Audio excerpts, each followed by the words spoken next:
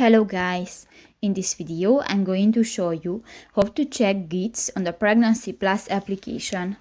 But first of all, I just want to mention, please don't forget to subscribe to our channel, because at 100,000 subscribers we are going to show you our YouTube revenue statistics and growth strategy, how to make money online. So let's jump into it.